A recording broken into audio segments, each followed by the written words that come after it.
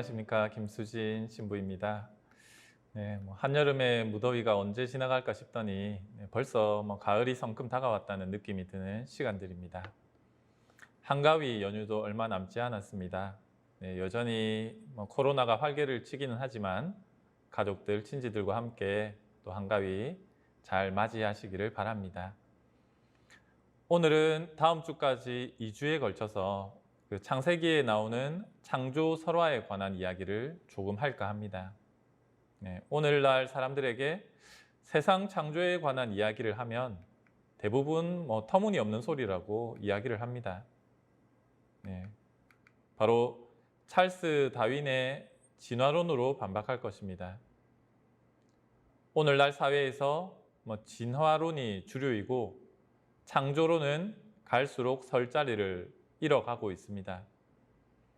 그렇다면 과연 우리는 이 창조를 어떻게 받아들여야 할까? 네, 이 문제를 조금 다루도록 하겠습니다. 네, 일단 창세기 초반부에 나오는 성경을 또 개인적으로 읽어보시라고 하면 안 읽어보실 것 같고, 또 모든 것을 다 읽어보려니 시간이 너무 많이 걸리고, 그래서 조금 발췌해서 읽어보도록 하겠습니다. 네. 한처음에 하느님께서 하늘과 땅을 창조하셨다. 땅은 아직 꼴을 갖추지 못하고 비어 있었는데 어둠이 시면을 덮고 하느님의 영이 그 물 위를 감돌고 있었다. 하느님께서 말씀하시기를 빛이 생겨라 하시자 빛이 생겼다. 하느님께서 보시니 그 빛이 좋았다. 하느님께서는 빛과 어둠을 가르시어 빛을 낮이라 부르시고 어둠을 밤이라 부르셨다. 저녁이 되고 아침이 되니 첫날이 지났다. 하느님께서 말씀하셨다. 물 한가운데에 궁창이 생겨 물과 물 사이를 갈라 놓아라.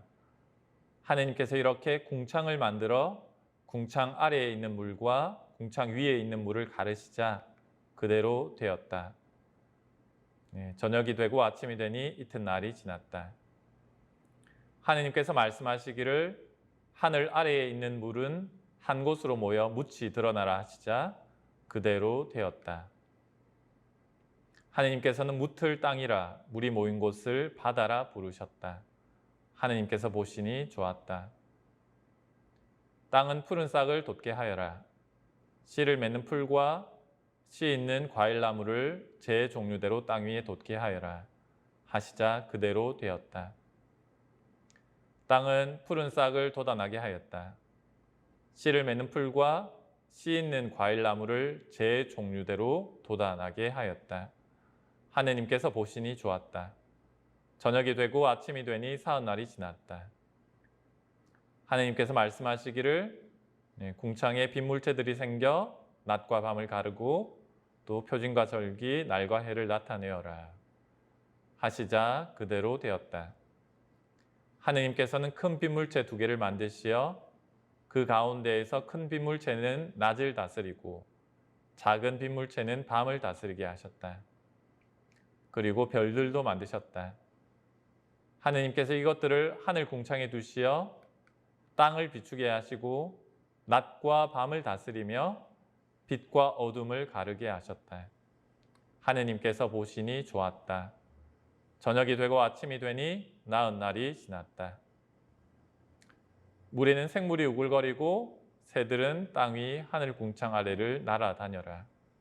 이렇게 큰 용들과 물에서 우글거리며 움직이는 온갖 생물들을 제 종류대로 또 날아다니는 온갖 새들을 제 종류대로 창조하셨다. 하느님께서 보시니 좋았다. 저녁이 되고 아침이 되니 닷새 날이 지났다. 땅은 생물을 제 종류대로 곧 집짐승과 기어다니는 것과 들짐승을 제 종류대로 내어라 하시자 그대로 되었다. 하느님께서는 이렇게 들짐승을 제 종류대로 집짐승을 제 종류대로 땅바닥을 기어다니는 온갖 것을 제 종류대로 만드셨다. 하느님께서 보시니 좋았다. 하느님께서 말씀하셨다. 우리와 비슷하게 우리 모습으로 사람을 만들자. 그래서 그가 바다의 물고기와 하늘의 새와 집짐승과 온갖 들짐승과 땅을 기어다니는 온갖 것을 다스리게 하자. 하느님께서는 이렇게 당신의 모습으로 사람을 창조하셨다. 하느님께서 보시니 손수 만드신 모든 것이 참 좋았다. 저녁이 되고 아침이 되니 엿새 날이 지났다. 네, 중간중간에 잘라서 읽었는데 웬만하면 또 성경을 펴서 전체적으로 한번 다 읽어보시는 걸 추천드립니다. 네, 과거에는 창조론이 당연시되었는데 이제는 창조론을 이야기하면 사람들 사이에서 조롱거리가 됩니다. 창조론은 점점 설 자리를 잃어가고 있고 신앙인들 사이에서만 통용되는 이야기인 듯 합니다. 그런데 여기서 제가 또 하나 놀란 것은 여전히 많은 신앙인들이 창조론을 글자 그대로 이해하려고 하고 있다는 것입니다.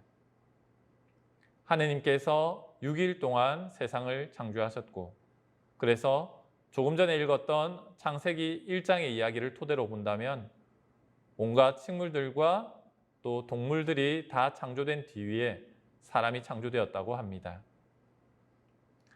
그렇다면 창세기 2장의 이 이야기를 한번 보십시오. 주 하느님께서 땅과 하늘을 만드시던 날, 땅에는 아직 들의 덤불이 하나도 없고 아직 들풀 한 포기도 돋아나지 않았다. 주 하느님께서 땅에 비를 내리지 않으셨고 흙을 일굴 사람도 아직 없었기 때문이다. 그런데 땅에서 안개가 솟아올라 땅 거죽을 모두 적셨다. 그때 주 하느님께서 흙의 먼지로 사람을 빚으시고 그 코에 생명의 숨을 불어넣으시니 사람이 생명체가 되었다. 분명히 앞에서는 식물과 동물들이 다 창조된 후에 사람이 창조되었다고 했는데 여기서는 사람을 창조하는 그 순간에 들풀 한 포기도 돋아나지 않았다고 합니다. 사람이 창조된 이후에 또 뒤에 내용을 보면 하느님께서 동산을 꾸며주시고 또 그 다음 이야기가 이렇게 전개됩니다. 주 하느님께서 말씀하셨다.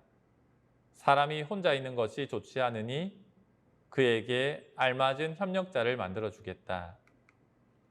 그래서 주 하느님께서는 흙으로 들의 온갖 짐승과 하늘의 온갖 새를 빚으신 다음 사람에게 데려가시어 그가 그것들을 무엇이라 부르는지 보셨다. 사람이 생물 하나하나를 부르는 그대로 그 이름이 되었다. 이렇게 사람은 모든 집짐승과 하늘의 새와 모든 들짐승에게 이름을 붙여주었다. 그러나 그는 사람인 자기에게 알맞은 협력자를 찾지 못하였다. 그래서 주 하느님께서는 사람 위로 깊은 잠이 쏟아지게 하시어 그를 잠들게 하신 다음 그의 갈빗대 하나를 빼내시고 그 자리를 살로 메우셨다. 주 하느님께서 사람에게서 빼내신 갈빗대로 여자를 지으시고 그를 사람에게 데려오시자 사람이 이렇게 부르짖었다. 이야말로 내 뼈에서 나온 뼈요 내 살에서 나온 살이로구나. 남자에게서 나왔으니 여자라 불리리라. 보시면 아담이 창조되고 난 뒤에 식물과 동물들이 창조되었고 그 다음에 하와가 창조됩니다. 서로 다르지 않습니까? 창세기 1장과 2장만 단순히 비교해 봐도 창조 설화는 자연과학적인 측면에서 창조를 이야기하려고 하는 것이 아님을 알 수 있습니다. 만일에 자연과학적인 측면에서 창조를 이야기하려고 했다면 무엇보다 중요한 것이 일관성인데 두 이야기는 전혀 일관성이 없습니다. 시작부터 보면 1장에서는 물이 가득하지만 2장에서는 비를 내리지 않으셨다는 것, 물이 없는 것에서부터 시작하고 있습니다. 아시다시피 성경은 여러 번의 편집 과정을 거쳤고 그러면서 넣을 것은 넣고 뺄 것은 뺐습니다.